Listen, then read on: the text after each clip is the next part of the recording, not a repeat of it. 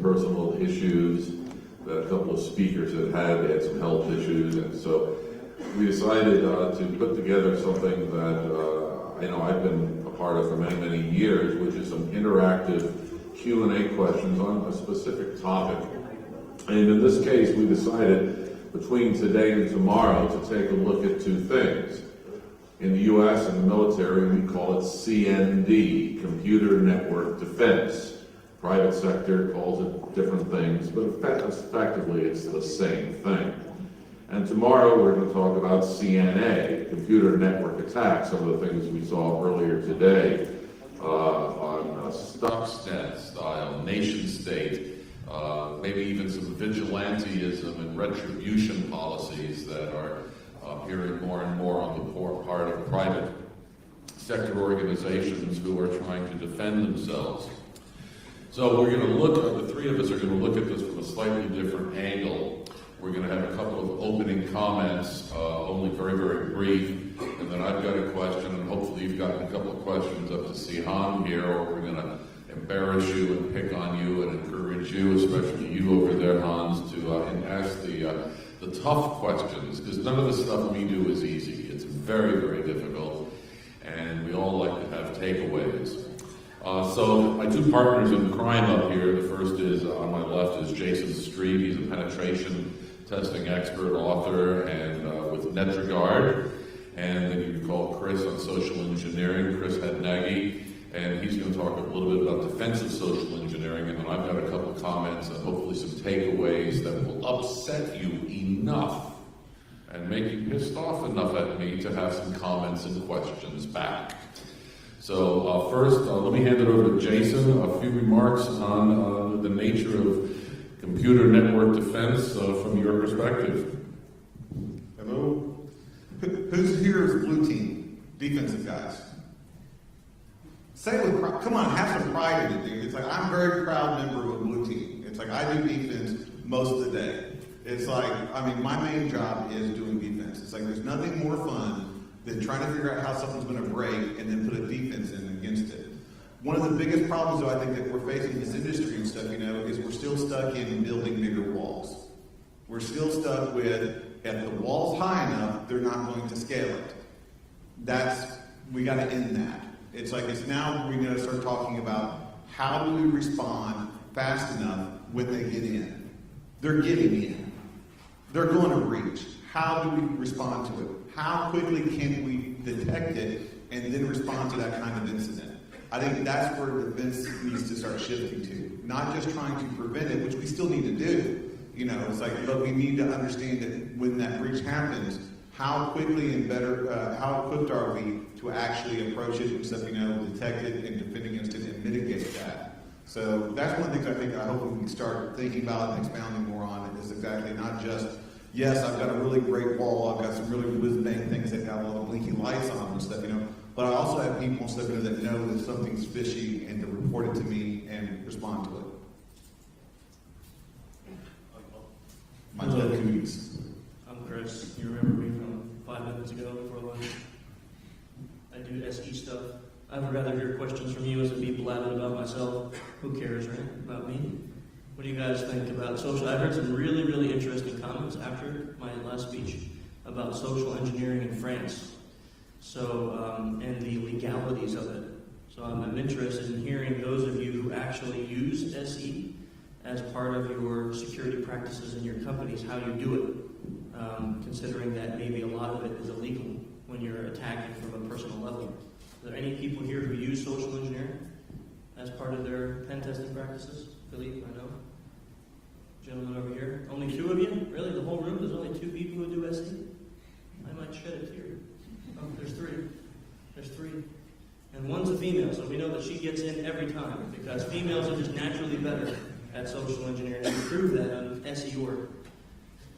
So the legality part of it, for the lady in the back, Philippe, and the gentleman up here, you own France?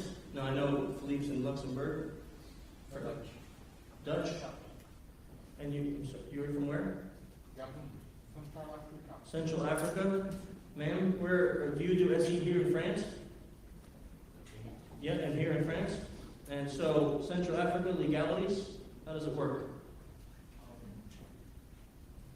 I can speak in French. You could speak in the language you want. I won't understand you, but go right ahead. Hisham? I need Hisham. He's my translator. Hisham's my translator. So go ahead, speak in French, and he'll tell me what you're saying. Bon, c'est un domaine qui est en train de s'étendre. Parce qu'actuellement, on est en train de voir comment on peut faire pour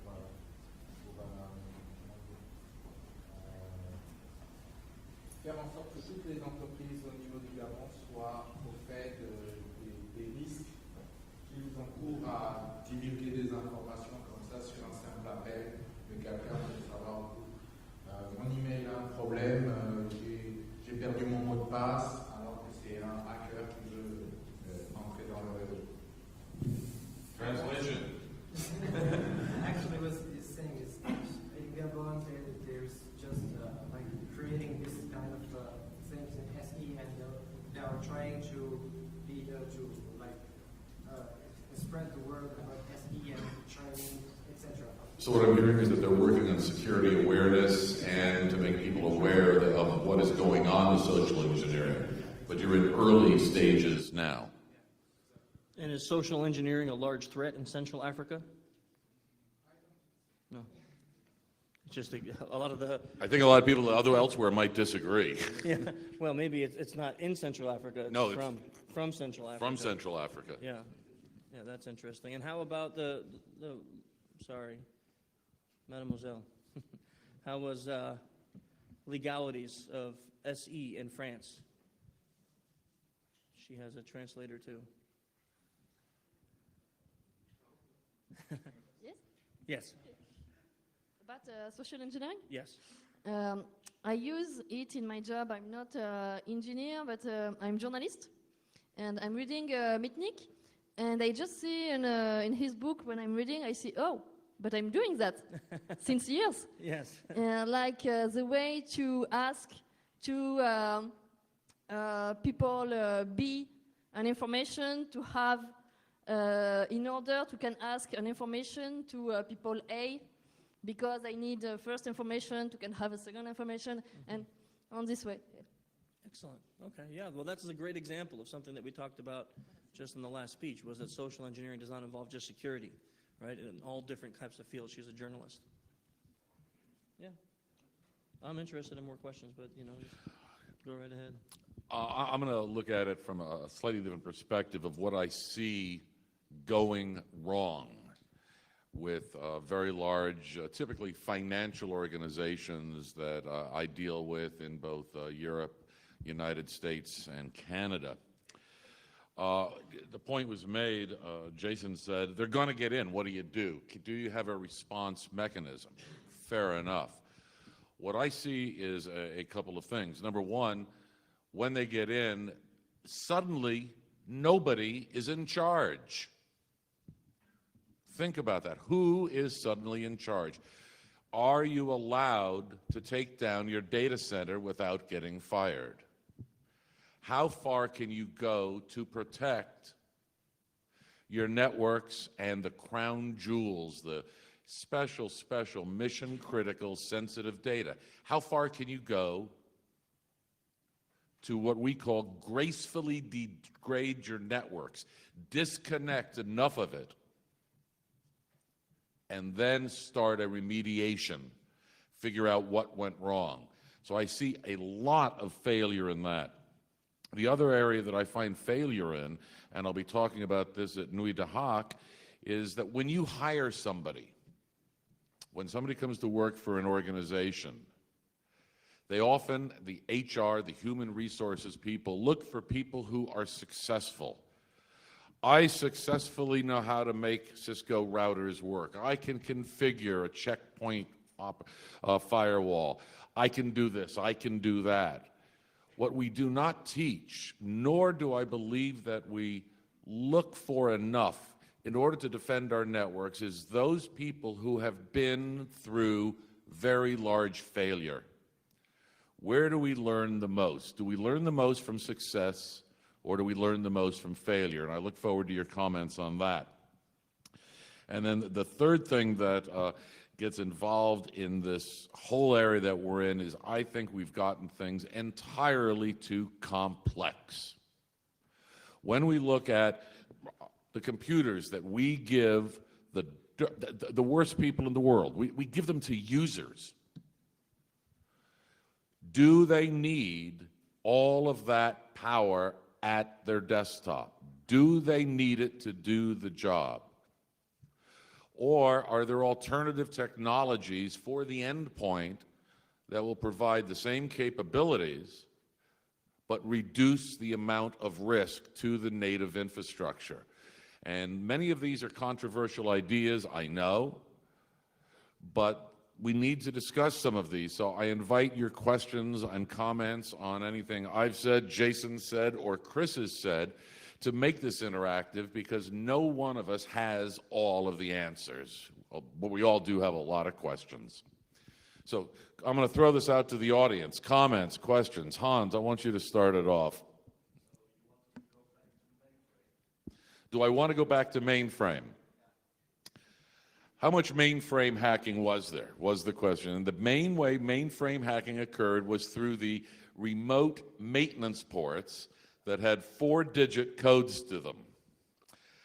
But there are some very, very nice technologies that allow back to the netware-centric type of approach to running, and today we call it, I'm going to run my applications in the cloud. I don't want it. How many of you want USB ports on all of your users' machines? I got one guy over here, and I'm ignoring him. We don't want USB ports for all of the obvious reasons. The definition of what we need there, and the point I make is sometimes a device like this is more than sufficient to do 95% of what users need.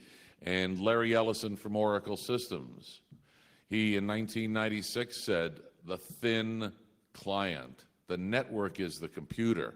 This is not the computer. So yes, it is returning in many ways to the mainframe model with a very, very pretty interface. Yes, I'm an advocate of that in order to reduce the risk. Gentlemen? I want a question from somebody, or I'll start random hugging people in the audience. So, for your own good, someone come up with a question. Yes, there. He was quick. Exactly. I have a question. I've got a comment. I'm a contractor, so I change jobs every 3 months if I can. And what you're saying earlier about we don't hire enough people who've been through failure. I have to advertise myself to get contracts, and one of the things I most certainly do not advertise is my failures. It's a big list of things I've done, but you won't find failure on that. So how can a company hire people who've been through failure if people don't advertise? Well, trust me, I've got lots of my failures out on the internet. They're easy to find. Trust me. It's like they're out there. It's like you may not be advertising them, they're out there. It's like, don't worry about that. But I mean, you don't look at it as a failure. It's a learning opportunity. It's like, I mean, and to be quite honest, I've had some very public failures, and they have been learning opportunities. It's like the problem is with failures is when we don't accept them. It's when we decide to try to mitigate them. I embrace them. I'm like, crap, that sucked really bad. Don't want to do it again and stuff, you know, and let people know. It's like when you tell them something like, yeah, I had a really bad time with this, but then this is how I overcame it. This is what I learned from it. So when you're trying to show that, when you're trying to talk to people, so be honest about your failures and your limitations. I'm always, you know, Chris was saying, it's like people don't like to say, I don't know. I love saying it because it's like, if I don't know, that's an opportunity for me to learn something new. So it's like, just make sure that you're approaching it from that aspect. It's like, let them know that. I think you may have taken it a little on the more personal side than I meant, and I don't know if you're good at what you do or you've just connived a lot of companies into hiring you every 3 months, or you get fired 4 times a year. I don't know. But when I mean this is, I was at company A, we had a complete meltdown. The generators, they hadn't changed the oil in a week. We lost all of our data centers. Everything collapsed around us, and here's what I did. So there was a complete failure out of which real experience comes in keeping networks. I wasn't trying to mean it that you screwed it up, so much as experiencing failure and how do you deal with emergency situations. Because the problem that we have in our field is, if everything is working all the time, does that mean you're doing a good job? We don't know. The only time we know if you're really any good is when the shit hits the fan. Yes, sir.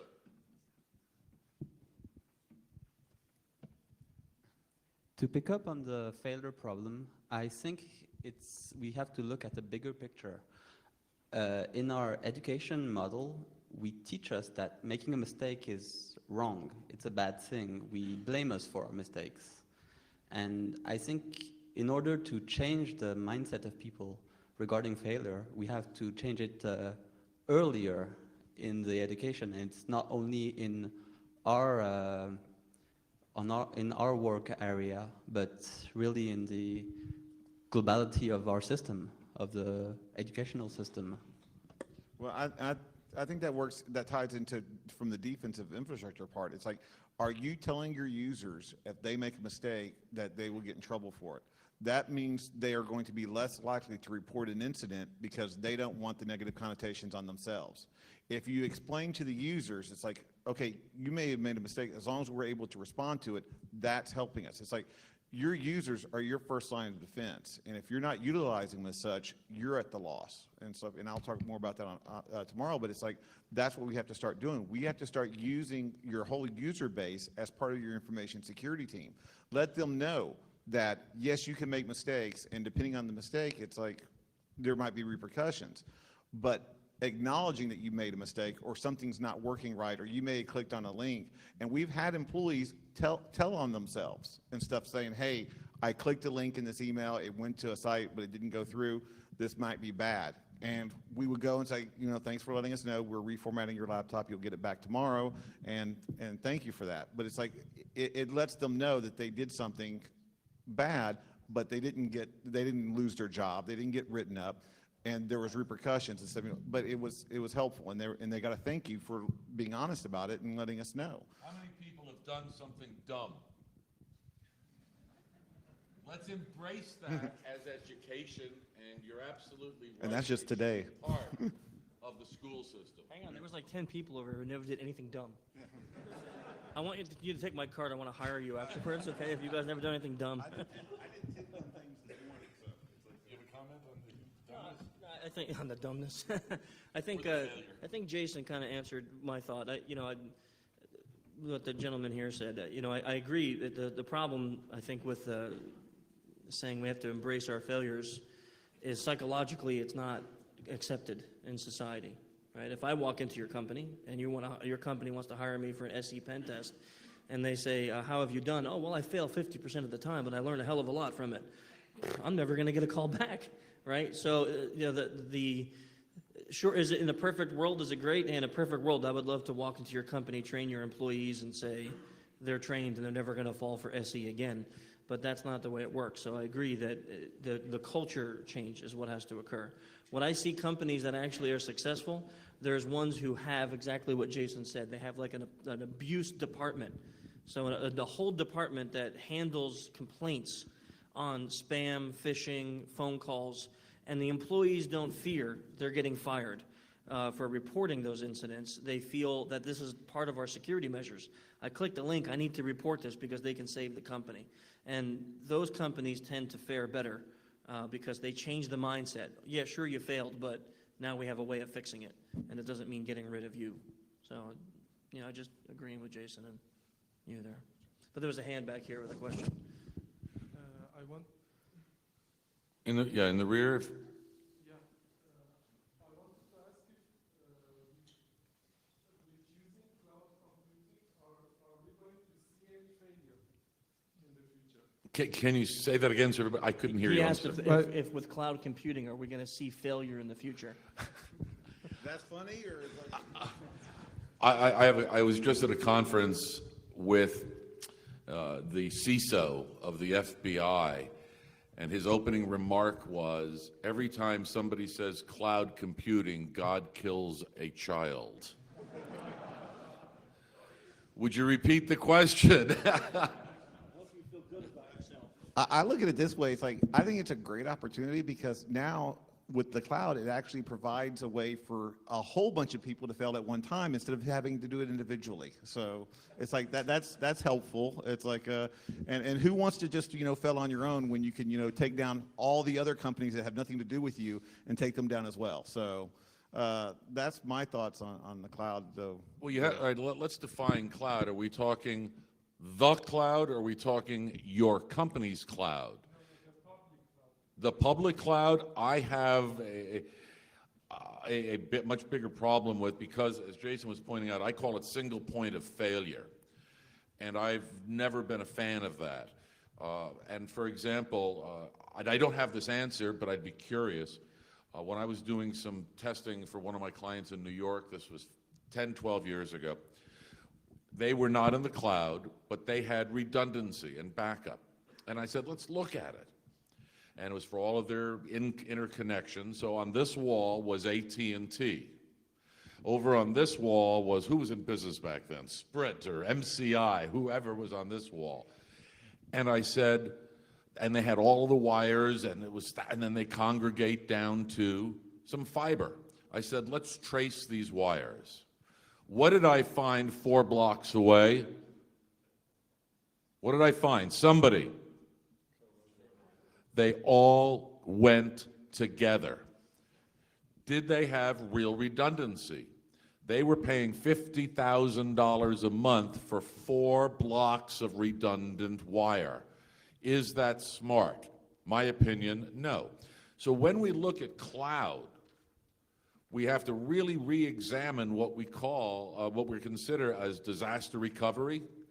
What form of it are we doing? Are the generators tested? And which brings up the co-location issue as well. How often do you exercise these things? And that's another criticism I've got. So on migration to the cloud, too many people look at it as either or. And I think that we can do some slow migration, but my bottom line is, if it's mission critical, no. If it's not mission critical, go have some fun and let's learn about it. It's too new to put all of our eggs in one basket. And I'm open to anybody who believes in cloud computing, because I'm not a huge fan yet. Yes, sir. Okay, thank you. Thank you for your introduction on social engineering this morning. And we see that you learn a lot. And don't you think if we share this learn in maybe some serious game, is it possible to share this knowledge? And you said some companies spend 3 days of training for the peoples. And don't you think, is there any capability in a serious game to learn something in this area? I just want to make sure I understand the question properly. You're asking if there's benefit in sharing what's learned from other companies regarding social engineering? Yeah. Yes. So I do feel that way. Now the problem comes in is, I'll give you the pros and cons. So from a company perspective, a lot of companies don't want to admit that they've been hacked or social engineered and then hacked. It's embarrassing. And then plus, especially with social engineering, it's very, very difficult to mitigate and protect. So now let's just make believe company X says, we were just social engineered and here's how they did it and here's what we learned from it. You're basically giving a roadmap to other people to try the same thing with that company now that they know they're vulnerable. So in that essence, I understand why those things won't be released. But there's companies like mine and others that's what we do. We compile data on social engineering, what's working and what's not, and then we release that information, just not company specific. You know, I was talking about the APWG before. We have someone that works for them here. That's all they do. They gather phishing emails from around the globe, and they produce a report once a quarter that says, here's what's working, here's what's not, here's what's successful, here's the percentages of the market share that financials getting, government, so on and so forth. Those kinds of reports are invaluable and they're free.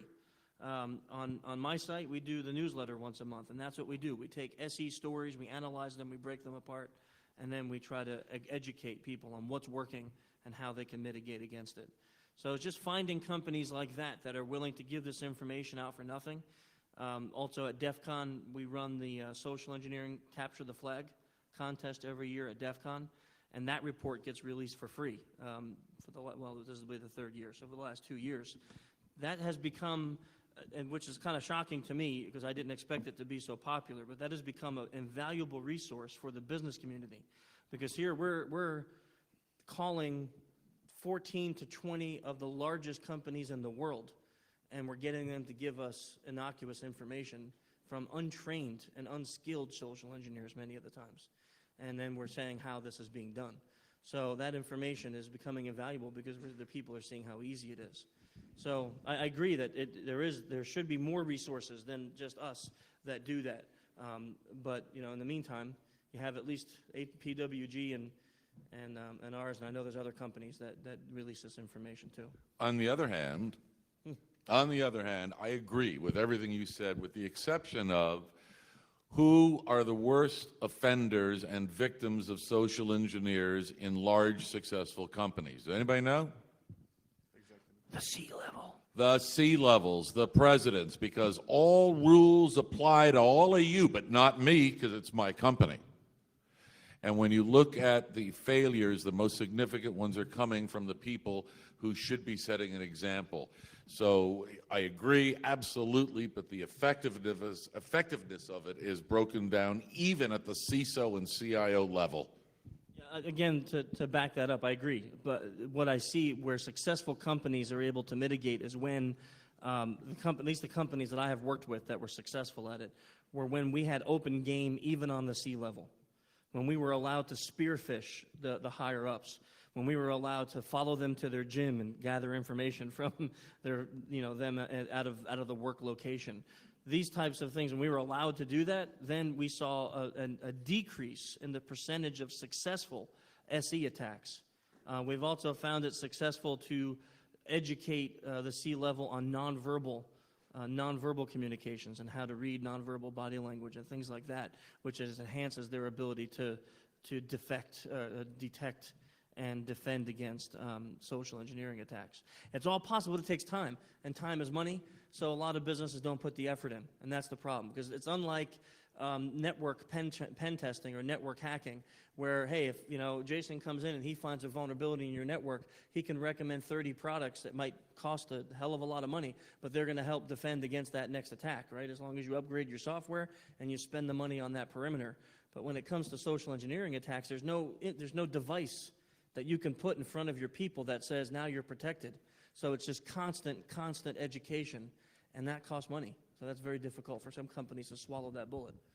There was a question back here. Was that? Yes, sir.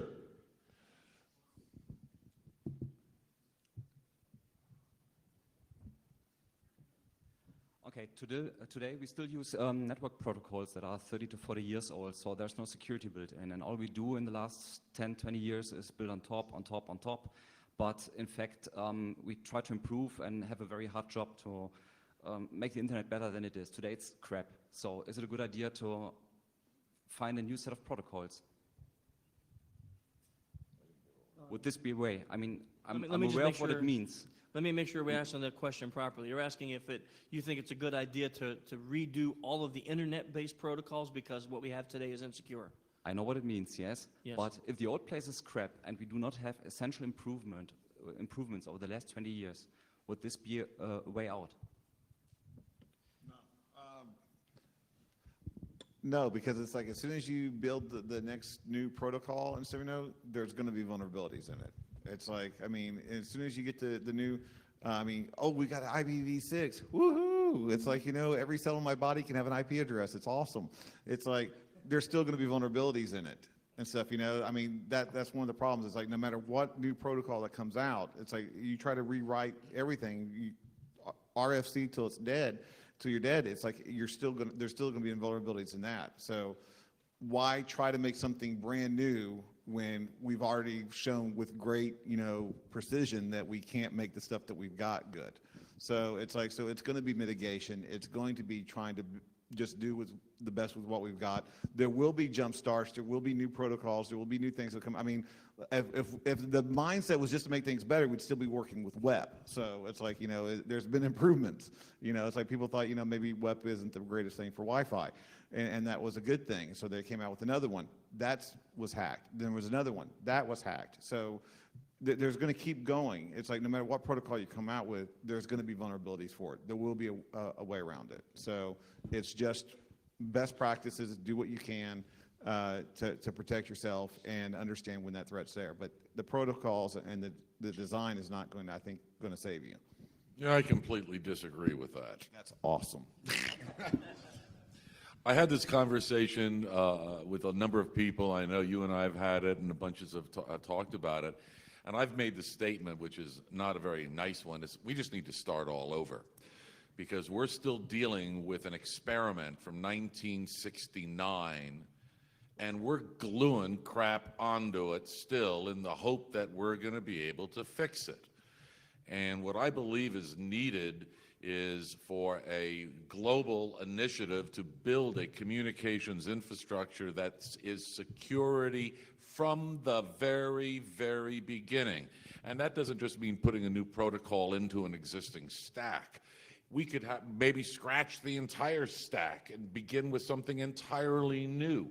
We have not yet gone through the exercise of saying, let's build a completely brand new, survivable model. Packet switching may not be the answer. I don't know. I'm not that much of a design engineer, but I think that we as a global community certainly need to have that experiment begin at one point or another. I'm going to just back up Jayson here, because I think, I would love that if I could have like gold coins shoot out of my butt, because that would be awesome, and I'd be rich, and then I would share it with the world. But the problem is that's a pipe dream, right? So is it perfect world? Can we have a brand new internet that was secure? Great. Wake up and let's smell the coffee, because that's not going to happen. We have to deal with what we have right now. So what we have right now is the front face is people, and then behind that is flawed infrastructure and technology.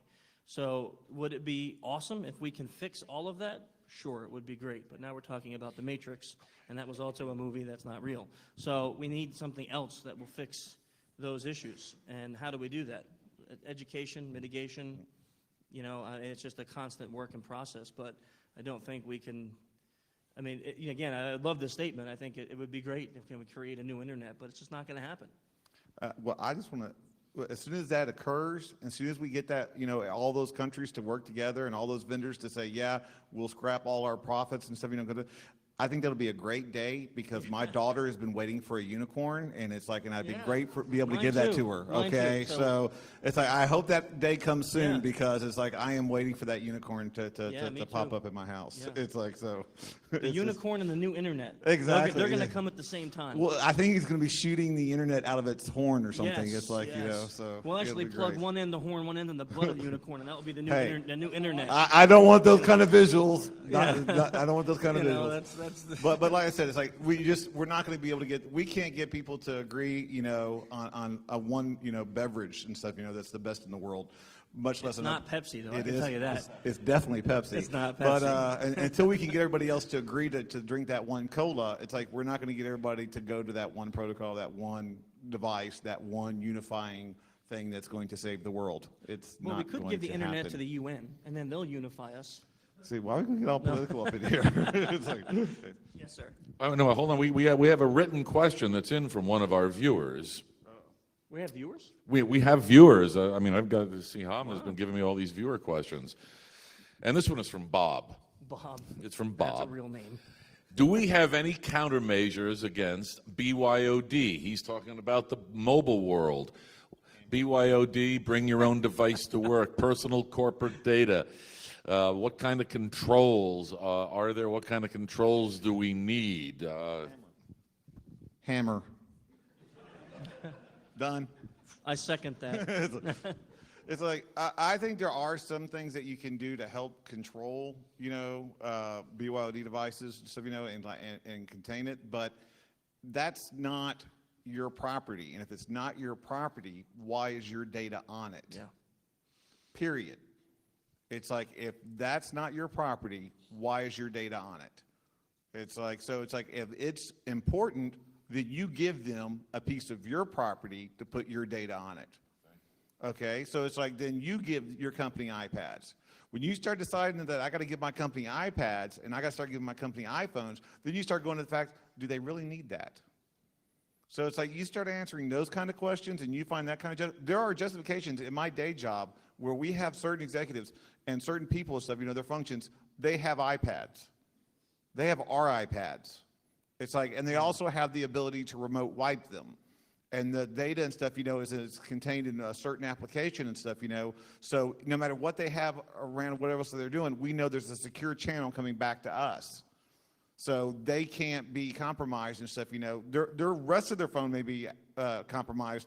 Their contact list and stuff, you know, for their phone may be downloaded and stuff, you know, by some kind of malware, but not the one that's inside that application because that's protected and compartmentalized. It's like, because that's what we own. That's our data. So you're not worried about, I wouldn't be worried about the device. It's like you've got to start being worried about your data.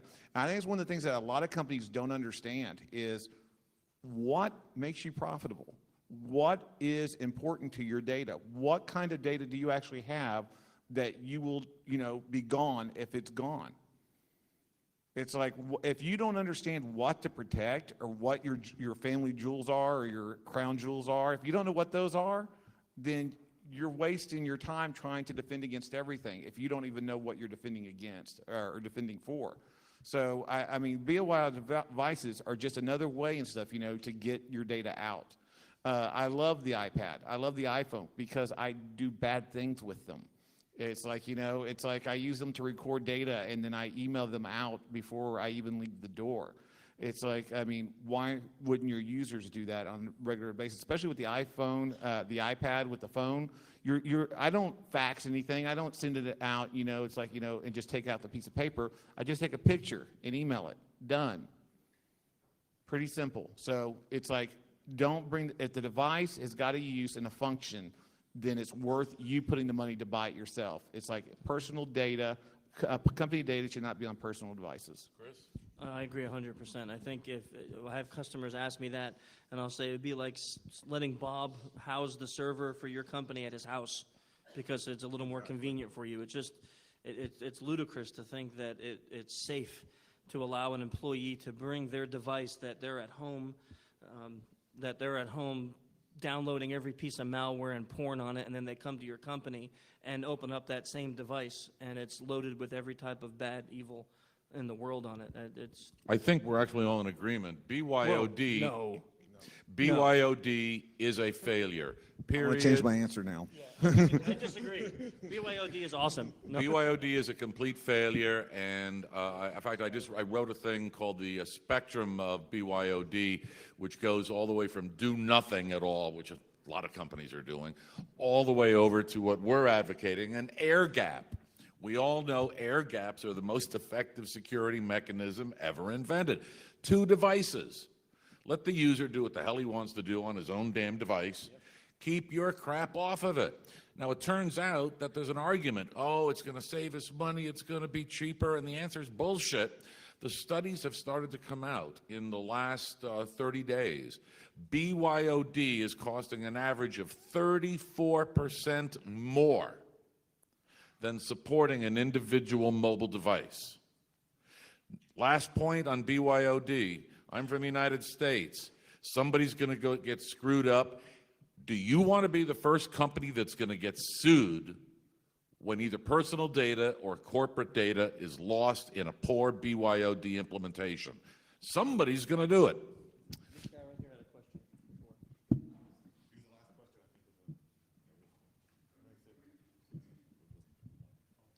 With Flame, we see all the security of internet is based on the of the private key of the authority. Microsoft can install all they want in all the computer. Google can do the same with all the Android phone and Ubuntu like that. So how it's possible to have an internet secure without the problem with American country can say, give me the private key, please. I'm a dumb American, and I don't understand what you just said. It's easy to ask to Microsoft or something like that, give me your private key. And with that, it's possible to make all the man in the middle for all the internet. And with that, you can install what you want in all the computer and all the device. So all the security of internet is based from a few authorities, but a lot of security, just one of these is compromised, and all the internet is compromised. So are you suggesting then to have like product keys for internet usage? I don't know. I think what is the solutions to resolve these problems, because all the securities is just based from a few key. Just with that, it's enough to break all the computers. Yeah, so the product key would be related to hardware, you're saying, that would be allowed on the internet? Maybe. Device identification. Yeah, like some kind of ID you're saying that would identify my computer as being allowed onto the web. Yes, maybe, but the problem is Microsoft can upload a new applications in my computer, and it says it's a good software, so I can say yes. No, But maybe no. it's just a software come from, I don't know, another country and would like to attack my computers. Okay, I don't want to come off like the paranoid porn surfer or anything, okay? But I don't want everybody in the world at every other company know exactly which websites I'm surfing to every single day. I don't want them to know exactly where I go and who I communicate with my emails, because see, that's the problem. It's like with that. See, I'm one of the guys that's like, what we've got is flawed. What we've got doesn't work totally the way it should be. I can live with that. I'm not sure if It's like, understanding it, though. it's like, I think clearly. he's trying to advocate, and correct me if I'm wrong, but you're trying to advocate product signing and stuff, product ID, so when you're on the internet and stuff, you know that the things are secure. But see, that's identifying. I don't want to be known on the internet. It's like, obviously I failed at that, but it's like, but we don't want, when it comes to individual privacy, yes, we give up a lot. I give up a lot of privacy on Facebook and on Twitter and stuff, that's my choice. It's like when we start taking it to the point where it's like, because who else has that database? Who else is going to have access to those kind of records and see exactly where you're going? No, Jason. You want to go to porn sites all day long, God bless. What he and we've talked about this for 20 years at one point. I don't know if I don't God care. blesses that. I'm just Is not sure. if I'm running a bank, I want to have a higher level of confidence of who I am talking to and communicating with. I agree. If I'm going to porn site, well, if he's going to porn, I said, I'm not that guy. if he's going to porn sites, maybe the porn site company doesn't care. Maybe they will allow anonymity. And I think that one of the things that we're going to see over time, perhaps, is a higher degree of user authentication for security applications, and maybe make differentiation between I will allow anonymous people, I will not allow anonymous people, but that's going to be a business decision. And then the Is government's that- going to get control of the database, and then it's like all over. Is that what He you is were- a paranoid Is that what American. you were asking? Is that what you were asking? Because I feel like we misunderstood your question. Were you asking that, or were you on a different thought? No, I don't want to sound do you paranoid. speak French? Can you say it in French, and then Hitcham will tell us if we are right? And I basically want to say something. Let's face it. Eventually, at some point, stuff, the government's going to get you with it. Okay, that's all I'm trying to say. Not that I'm trying to be paranoid, but Conspiracy much. Hey, I'm just saying that's what I happens. just want to make sure we answered the question right. So, Ce que je dis, c'est que tout Internet est basé sur la sécurité des certificats, des clés de certificats.